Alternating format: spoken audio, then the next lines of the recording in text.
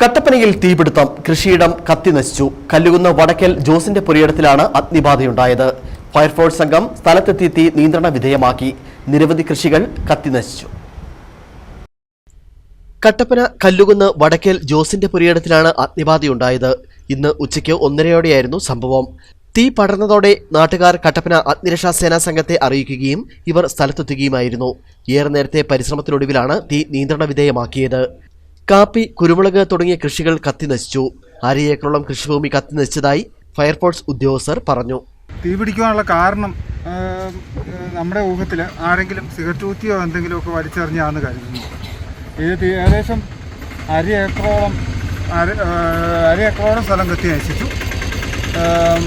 അതിൻ്റെ അകത്ത് കാപ്പി, കുരുമുളക് എന്ന് വേണ്ട പലവിധ കൃഷികളുണ്ടായിരുന്നു. കുറച്ച് തരിശുഭൂമി ഉണ്ടായിരുന്നു, അവിടെയെല്ലാം കത്തിപ്പിടിച്ചു.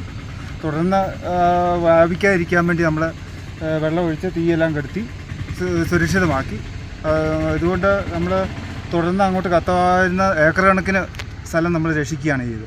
എപ്പോഴാണ് സാർ സംഭവം? കട്ടപ്പന വെള്ളിയാങ്കുടി റൂട്ടിലുള്ള സ്വകാര്യ സ്ഥാപനത്തിലെ മാലിന്യം കൂട്ടിയിട്ട് കത്തിച്ച സ്ഥലത്തു നിന്നാണ് തീ പടർന്നതെന്നാണ് സംശയം. വേനൽ രൂക്ഷമായതോടെ കാട്ടുതീ ഇത്തരത്തിൽ പടരാൻ സാധ്യതയുള്ളതിനാൽ ജനങ്ങൾ ജാഗ്രത പാലിക്കണമെന്നും അധികൃതർ അറിയിച്ചു. Senior fire and rescue officer Juby Thomas, ഉദ്യോഗസ്ഥരായ ജിക്സൺ ജോസി, ആരിനന്ദ് മുരളി, മുഹമ്മദ് അസ്ലം, ആദർശ് MM, സന്തോഷ് PS എന്നിവരടങ്ങുന്ന സംഘമാണ് തീ നിയന്ത്രണ വിധേയമാക്കിയത്. News bureau, Kattappana.